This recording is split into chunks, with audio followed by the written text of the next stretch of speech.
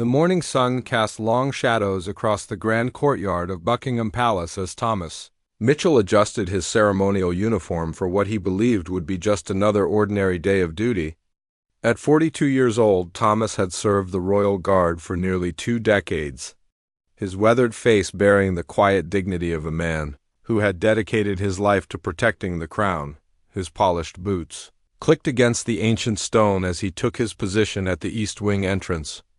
Unaware that this particular Tuesday would forever change his perspective on the royal family he had sworn to serve, Thomas had witnessed countless moments of royal protocol during his years of service.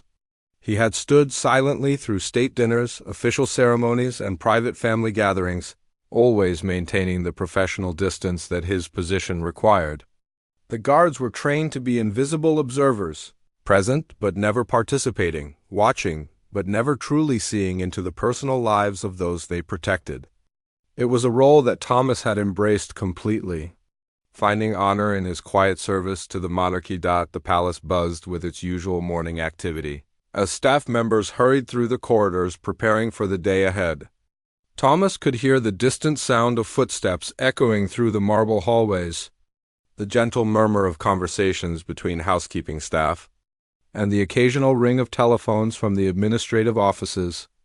These were the familiar sounds of a royal household coming to life, a symphony of organized efficiency that Thomas had grown to appreciate over the years. Prince George, now 10 years old, had recently begun taking a more active interest in the daily operations of the palace. Unlike many children his age who might be overwhelmed by the grandeur and formality of royal life, George displayed a natural curiosity about the people who worked within the palace walls. Thomas had noticed the young prince during his morning walks through the corridors, often stopping to observe the various staff members as they went about their duties. On this particular morning, as Thomas maintained his post with the same unwavering attention he had shown for 20 years, he noticed Prince George approaching from the direction of the family quarters. The young prince walked with a measured pace that seemed unusually thoughtful for someone his age, his hands clasped behind his back in a gesture that reminded Thomas of the prince's grandfather during his contemplative moments. What struck Thomas immediately was the serious expression on George's face. This was not the carefree countenance of a child at play, but rather the focused attention of someone who was deeply considering something important. The prince's eyes seemed to be taking in every detail of his surroundings, from the portraits lining the walls to the intricate patterns in the carpeting beneath his feet. As George drew closer to Thomas's position, the guard maintained his traditional stance, eyes forward and expression neutral. This was the protocol he had followed countless times before when members of the royal family passed by during their daily routines. However, something felt different about this encounter. There was an energy in the air, a sense that this was not merely another routine passage through the corridors. Prince George slowed his pace as he approached Thomas's post, his young eyes studying the guard with an intensity that was both surprising and touching. Thomas could feel the prince's gaze upon him, though he continued to maintain his professional composure as his training dictated. Years of experience had taught him to remain focused on his duties, regardless of the circumstances around him. The palace corridor fell into a moment of complete silence, broken only by the distant ticking of an antique grandfather clock and the soft whisper of air moving through the ventilation system. In this quiet space, Thomas became acutely aware of the young prince's presence beside him. Though he continued to look straight ahead as protocol required, what happened next would challenge everything Thomas understood about the boundaries between the royal family and their staff. Prince George, instead of continuing past the guard's position as expected, came to a complete stop directly in front of Thomas. The young prince stood there for several moments, his thoughtful expression deepening as he appeared to be gathering his courage for something significant. Thomas could sense the unusual nature of the situation developing before him. Though his years of training kept him motionless and professional, he had been in the presence of royalty thousands of times throughout his career, but this felt distinctly different. There was something in the air that suggested this encounter would be unlike any he had experienced during his Years of faithful service. The morning light streaming through the tall windows created an almost ethereal atmosphere around the two figures standing in the corridor. The contrast between the young prince in his casual morning clothes and the guard in his formal uniform seemed to represent the vast social distance that traditionally separated their worlds. Yet something was about to bridge that gap in a way that neither of them could have anticipated. Prince George's breathing was steady but deliberate, as if he were preparing himself for an important conversation. His small hands remained clasped behind his back, and his posture reflected the royal bearing that had been instilled in him since birth. Yet there was also something vulnerable and genuinely human in his demeanor that transcended his royal status. The silence stretched between them, filled with possibility and anticipation. Thomas remained at attention, though every instinct told him that something remarkable was about to unfold. His years of service had taught him to expect the unexpected when it came to royal protocol, but nothing in his experience had prepared him for what Prince George was about to do. In that quiet corridor of Buckingham Palace, with the morning sun casting warm patterns across the ancient stones and the sounds of daily life echoing softly in the distance, two very different worlds were about to collide in a moment of pure human connection that would challenge traditions, touch hearts, and demonstrate that true nobility comes not from titles or positions, but from the kindness that exists in the human spirit when it is allowed to shine freely. Prince George cleared his throat softly, a sound that seemed to echo through the marble corridor despite its gentle nature. Thomas felt his heart rate increase slightly, though his expression remained perfectly composed as his training had taught him. The young prince's eyes held a warmth and sincerity that was remarkable for someone so young, and when he finally spoke, his words carried a weight that surprised even the most experienced palace staff member. "Excuse me, sir," Prince George said with the polite formality that had been instilled in him since childhood.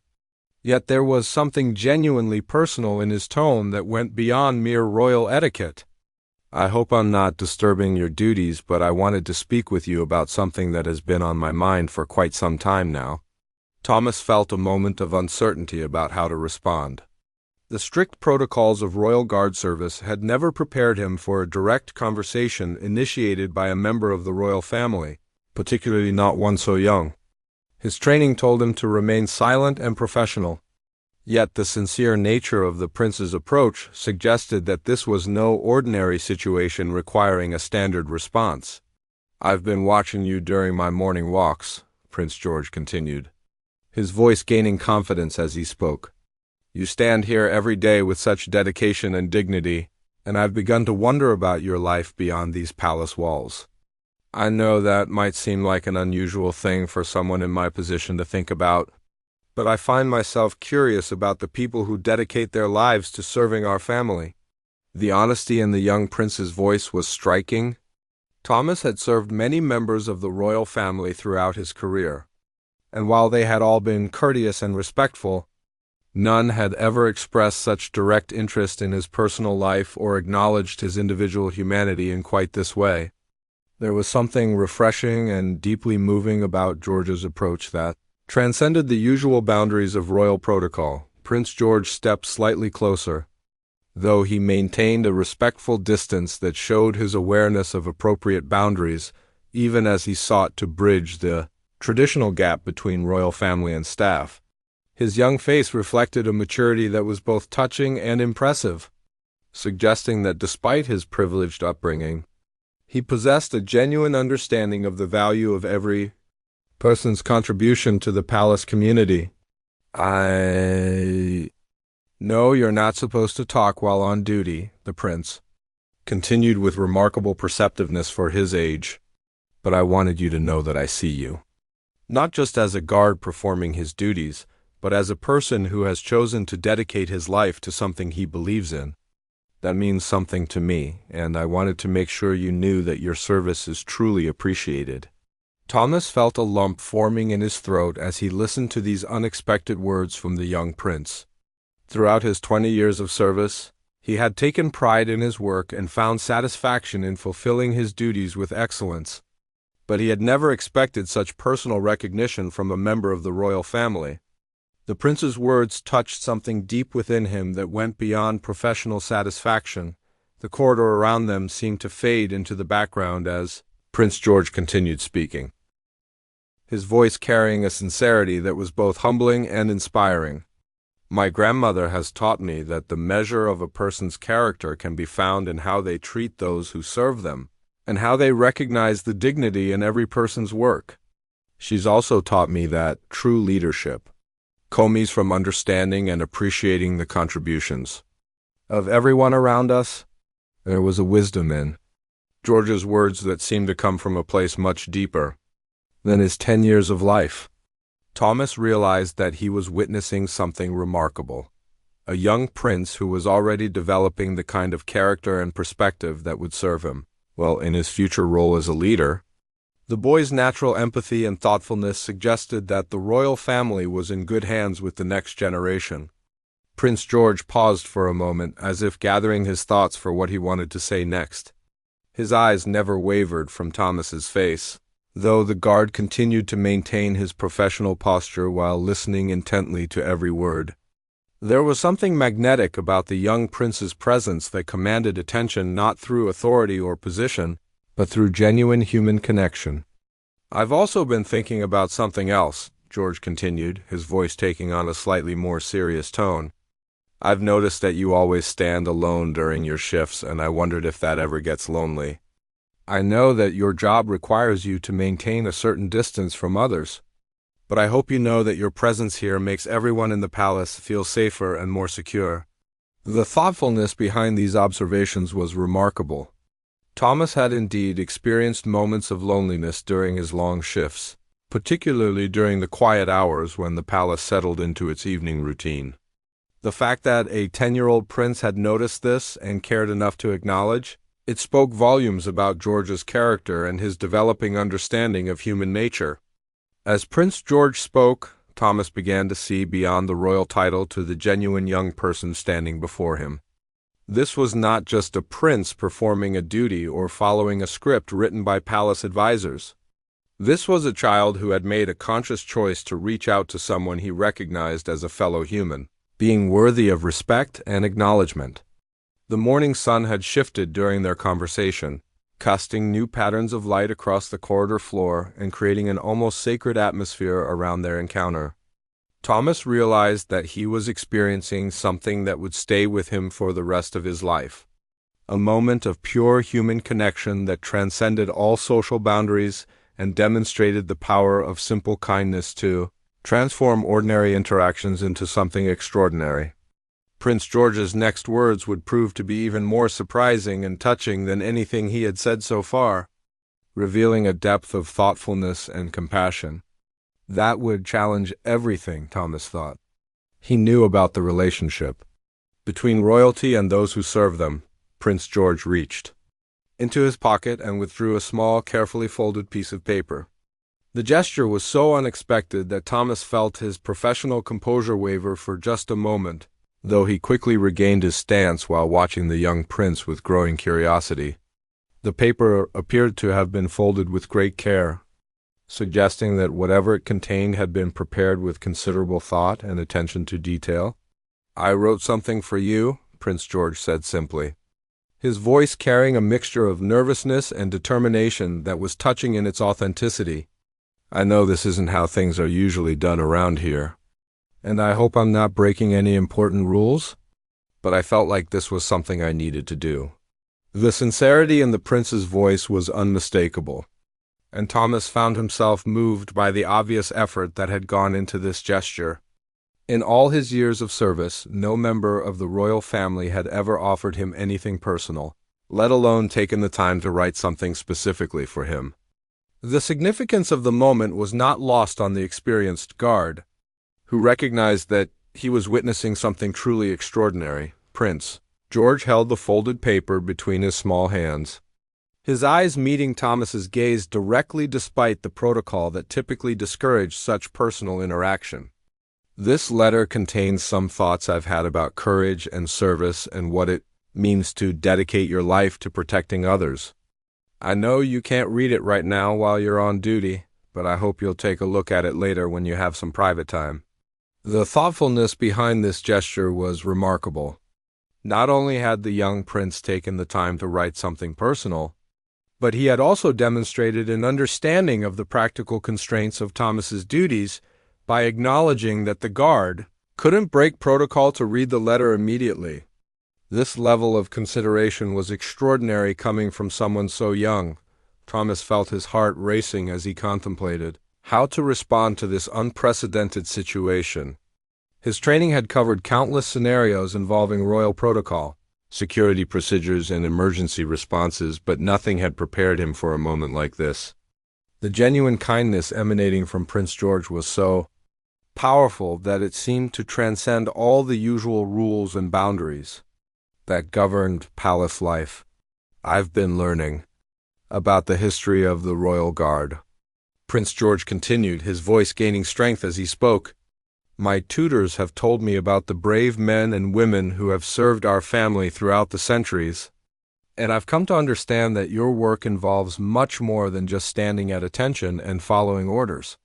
You're part of a tradition of honor and sacrifice that goes back generations."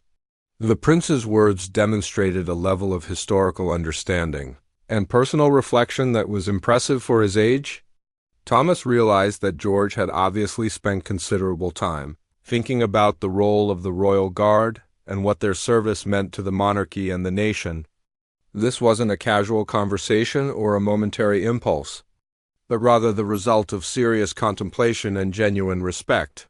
"Prince," George extended the folded letter toward Thomas with both hands, a gesture that showed the importance he placed on this exchange. "I know you might not be able to accept this right now because of your duties, but I wanted to offer it to you as a small token of my appreciation for everything you do. If you can't take it now, perhaps there's a way for it to reach you later through the proper channels." The consideration shown in these words was remarkable.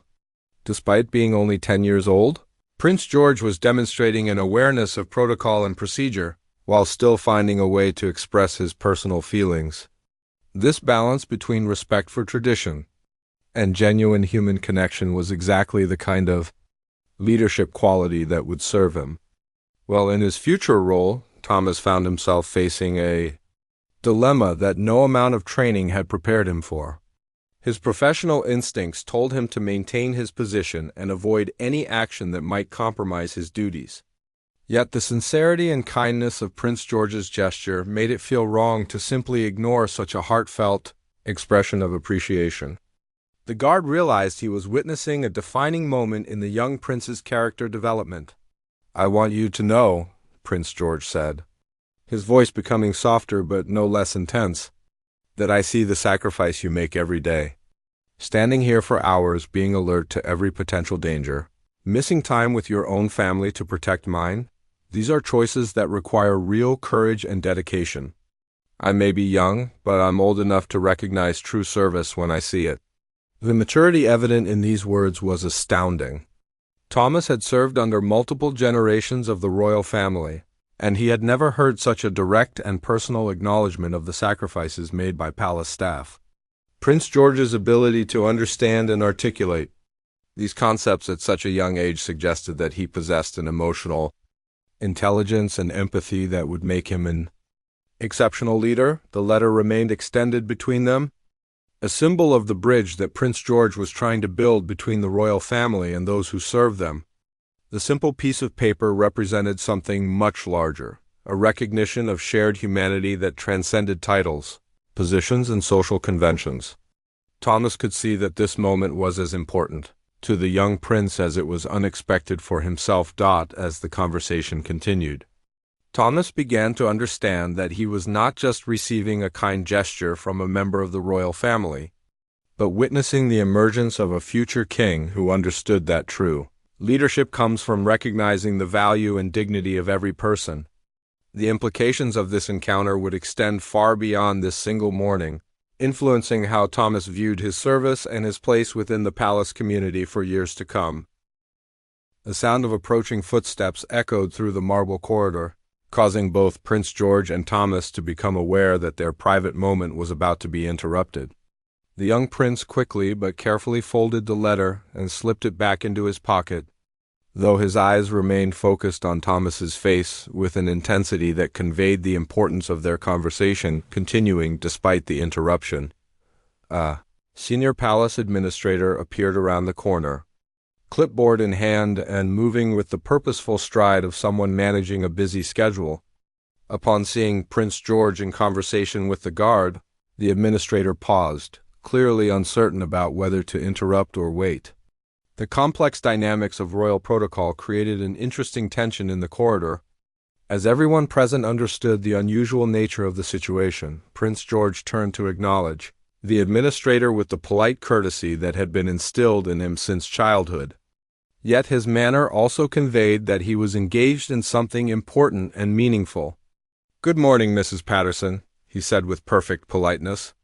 "I was just having a conversation with this gentleman about palace security matters. I hope I'm not creating any scheduling conflicts with my morning walk." The diplomatic way the prince framed their interaction was masterful. By describing it as a discussion about security matters, he provided a legitimate context for their conversation while protecting both himself and Thomas from any potential protocol violations. Thomas was impressed by the young prince's quick thinking and his obvious desire to ensure that their interaction didn't create difficulties for anyone. "IMVOLVD," Mrs. Patterson smiled warmly at the prince, while glancing briefly at Thomas with professional curiosity. "Of course not, Your Royal Highness. Your education about palace operations is always encouraged. I was simply coming to remind you that your morning tutoring session begins in 15 minutes. If you'd like to finish your walk and perhaps prepare for your lessons." The gentle reminder was delivered with the kind of respectful efficiency that characterized the best palace staff members. Thomas appreciated how Mrs. Patterson managed to provide the necessary information while allowing Prince George the dignity of making his own decision about how to conclude their conversation. It was exactly the kind of professional discretion that made the palace function smoothly. Prince George nodded thoughtfully, clearly processing the time constraint while also considering how to appropriately conclude his conversation with Thomas. The young prince's face showed that he understood the competing demands on his time, yet he was reluctant to end an interaction that had become meaningful to him. The internal struggle was visible in his expression as he weighed his responsibilities against his personal desires. "Thank you for the reminder, Mrs. Patterson," Prince George replied with genuine gratitude.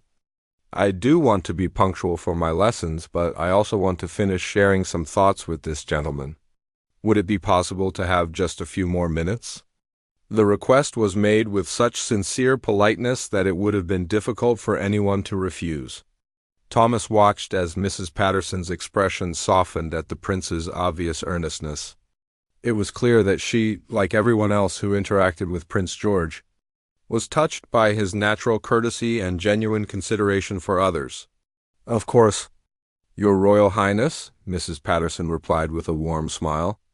"I'll let your tutor know that you might be a minute or two late, and I'm sure he'll understand. Take your time to finish your conversation." As Mrs. Patterson continued down the corridor, her footsteps gradually fading into the distance, Prince George turned back to Thomas with renewed focus. The brief interruption seemed to have heightened the significance of their remaining time together, and the young prince's expression showed that he wanted to make the most of these final moments. "Where was I?" Prince George asked with a slight smile that revealed both his youth and his growing maturity. "Oh, yes, I was trying to give you something to thank you for your service. I know that our conversation has been interrupted, but that doesn't make it any less important to me." The prince reached back into his pocket and retrieved the folded letter once again, this time handling it with even greater care than before. The interruption seemed to have reinforced his determination to complete this gesture of appreciation, and his movements conveyed the solemnity he felt about the moment. "I realize that accepting personal gifts might not be part of your normal duties," Prince George continued with remarkable perceptiveness, "but I hope you'll consider this less of a gift and more of a message from one person to another. It's not about my position or your position, it's about recognizing the human connection between People who share the same values of duty and service? The sophistication of this explanation was extraordinary coming from someone so young.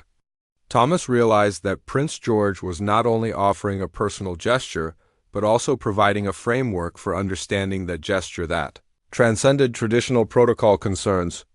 The young prince was demonstrating an understanding of human relationships that went far beyond his years. Thomas felt himself at a crossroads moment in his long career of royal service. Every instinct trained into him over 20 years told him to maintain his professional distance and politely decline any personal interaction that might compromise his duties. Yet the genuine humanity and thoughtfulness displayed by Prince George made it feel wrong to simply dismiss such a heartfelt gesture without some kind of appropriate response. The corridor around them seemed to hold its breath as Thomas considered his options. The morning sunlight continued to stream through the tall windows, casting the same warm patterns across the stone floor, but the atmosphere had been transformed by the unexpected depth and sincerity of their encounter. This was clearly a moment that would be remembered by both participants for the rest of their lives. Prince George waited patiently for some indication of how Thomas would respond to his offer, his young face showing both hope and understanding. The letter remained extended between them, representing not just a simple gesture of appreciation, but a bridge between two very different worlds brought together by mutual respect and genuine human kindness. Thomas felt the weight of the moment pressing upon him as he looked into Prince George's earnest young face. 20 years of military precision and royal protocol had trained him to maintain boundaries. Yet something about this encounter transcended all the rules and regulations he had memorized. The sincerity radiating from the 10-year-old prince was impossible to ignore, and Thomas realized that this was one of those rare moments in life when following his heart might be more important than following procedures. Slowly, almost imperceptibly, Thomas allowed his rigid posture to soften just enough to acknowledge the human connection that Prince George was offering. It was the smallest possible gesture, a slight relaxation of his shoulders, a barely noticeable shift in his stance, but it was enough to signal that he was present not just as a guard performing his duties, but as a person who recognized the extraordinary nature of what was happening between them. Prince George's eyes lit up with genuine joy as he noticed Thomas's subtle response. The young prince understood instinctively that this small acknowledgement was significant, representing a breakthrough in the usually impenetrable barrier between royal family and staff. The smile that spread across George's face was radiant with the kind of pure happiness that comes from making a meaningful connection with another person. "I can see that you understand what I'm trying to do here," Prince George said softly, his voice filled with gratitude and excitement. "This isn't about breaking rules or creating problems for anyone. It's about recognizing that we're all human beings first, regardless of our different roles and responsibilities. My great-grandmother always said that the crown is only as strong as the character of the people who support it."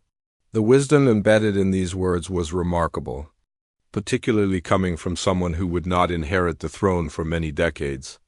Thomas realized he was witnessing the development of a future king who understood that true leadership comes from recognizing the humanity and dignity of every person, regardless of their position in society. This was exactly the kind of perspective that would serve the monarchy well in the years to come. With careful deliberation, Thomas made a decision that would have seemed impossible to him just minutes earlier. Maintaining his forward gaze but allowing the slightest movement of his hand, he positioned himself so that Prince George could discreetly place the letter where it could be retrieved later without violating the essential requirements of his post. It was a solution that honored both his duty and the prince's gesture of kindness. Prince George understood immediately and placed the folded letter carefully in a position where Thomas could retrieve it once his shift ended. The young prince's movements were precise and respectful, showing that he fully appreciated the compromise Thomas was making and wanted to ensure that the guard's professional responsibilities were not compromised in any way. "Thank you," Prince George whispered, his voice filled with genuine emotion. This means more to me than I can properly express. I know that what we've shared this morning is special, and I want you to know that it will stay with me always. It that many adults never fully grasp. The guard realized that he was not only receiving a gift of appreciation, but also witnessing the emergence of someone who would likely become an exceptional leader, because of his natural empathy and understanding of human nature. As Prince George prepared to leave for his tutoring session, he paused for one final moment to look directly at Thomas. The intensity of his gaze conveyed everything that couldn't be spoken aloud: gratitude, respect, and a recognition of the bond that had formed between them despite all the traditional barriers that should have kept them apart. "I hope our paths will cross again," Prince George said quietly. "Not because of any formal occasion or royal protocol, but because I genuinely value the connection we've made today. You've shown me what true dignity looks like, and I hope that someday I'll be worthy of the kind of loyalty and service you represent."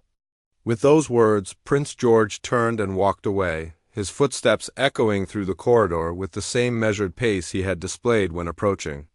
Thomas watched him go, feeling as though he had been transformed by their encounter. The young prince's natural grace and genuine kindness had created a memory that would sustain Thomas through many more years of faithful service. As the sound of the prince's footsteps faded into the distance, Thomas remained at his post with renewed purpose and energy. The letter waiting to be retrieved represented more than just a personal gesture. It was a symbol of the human connection that made his service meaningful beyond mere duty. He understood now that protecting the royal family meant more than just maintaining security. It meant safeguarding people who possessed the kind of character and compassion that made their leadership truly worthwhile. The morning sun continued its journey across the sky, casting ever-changing patterns of light and shadow through the palace corridors. Thomas stood in his assigned position with the same professional excellence he had always maintained, but now there was something different in his demeanor. The quiet interaction with Prince George had reminded him why his service mattered and had reinforced his commitment to protecting a family that clearly understood the value of every person who contributed to their mission. When his shift finally ended several hours later, Thomas carefully retrieved the folded letter that Prince George had left for him. His hands trembled slightly as he held the paper, knowing that it contained words written specifically for him by someone who had taken the time to see him as an individual worthy of personal recognition and appreciation. Thomas waited until he reached the privacy of his small quarters in the staff residential wing before carefully unfolding Prince George's letter. His hands moved with reverent care as he opened the paper, which had been folded with obvious attention to detail. The handwriting that greeted him was neat and deliberate, clearly the work of someone who had taken considerable time and effort to craft each word thoughtfully. The letter began simply but powerfully, "Dear Thomas," and immediately the guard felt a surge of emotion at seeing his name written in the young prince's careful script. In all his years of service, no member of the royal family had ever addressed him personally by name in writing. The simple gesture of personalization made the letter feel incredibly special and meaningful before he had even read the main content. Prince George's words flowed with a maturity and eloquence that seemed to transcend his young age. The letter spoke about the qualities of true service, dedication, selflessness, and quiet strength, and how these characteristics represented the best aspects of human nature. The young prince had clearly spent considerable time thinking about what Thomas's service meant, not just to the royal family, but to the broader concept of duty and honor. "I have been learning about the history of our nation," the letter continued, "and I have come to understand that the strength of any institution comes not from its traditions or ceremonies, but from the character of the people who dedicate themselves to serving something greater than their own interests. You represent this kind of character, and I wanted you to know that your example means more to me than you might realize." Thomas felt tears forming in his eyes as he read these words. The thoughtfulness and sincerity behind them were overwhelming. Throughout his career, he had taken pride in his service and found satisfaction in performing his duties with excellence, but he had never expected such profound recognition from someone he was sworn to protect. The letter was transforming his understanding of his own role and significance. The middle section of the letter addressed something that particularly moved Thomas.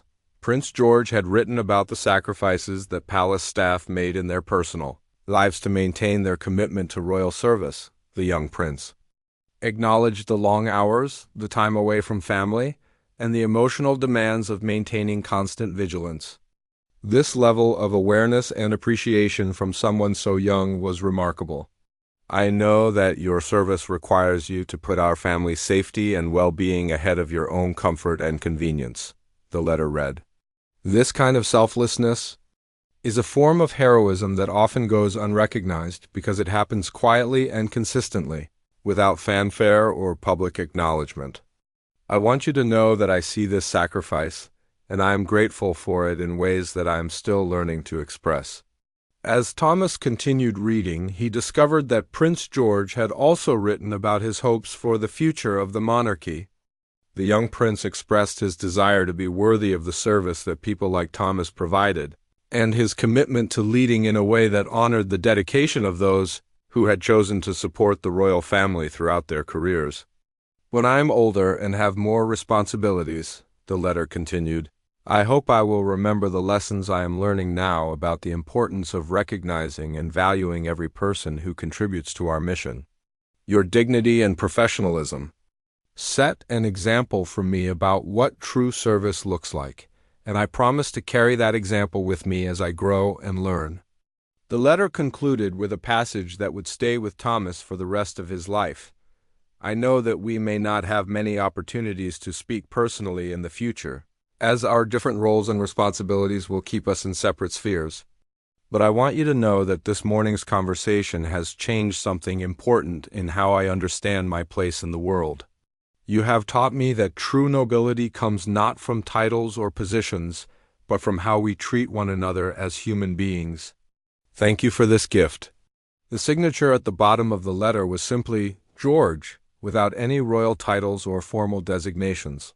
This simple choice reinforced the personal nature of the message and the human connection that had been established between them. Thomas carefully refolded the letter, knowing that it would become one of his most treasured possessions over the following days. Thomas found that his encounter with Prince George had fundamentally changed his perspective on his work at the palace. The young prince's kindness and recognition had renewed his sense of purpose and reminded him of the deeper meaning behind his years of faithful service.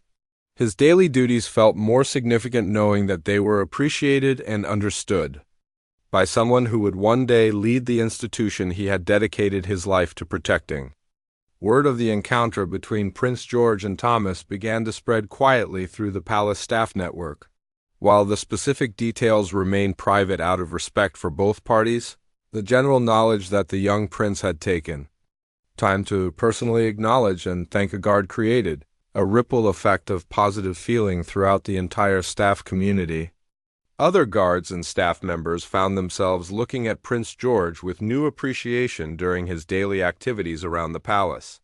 His natural courtesy and genuine interest in the people around him became more noticeable to those who worked in the background, and many began to share stories of small kindnesses and thoughtful gestures they had witnessed from the young prince over the years. Thomas discovered that his experience was not entirely unique. Prince George had a pattern of noticing and appreciating the staff who worked at the palace, though few had received such a direct and personal expression of gratitude. The guard began to understand that what he had witnessed was not an isolated incident, but rather an expression of the young prince's developing character and his natural inclination toward empathy and recognition of others' contributions. The letter remained safely stored in Thomas's quarters, but its impact continued to influence his daily life and work. He found himself approaching his duties with renewed energy and pride, knowing that his service was not only necessary, but also deeply appreciated by the family he had sworn to protect. Several months passed after Thomas's life-changing encounter with Prince George, and the memory of that morning conversation continued to influence his daily service at the palace.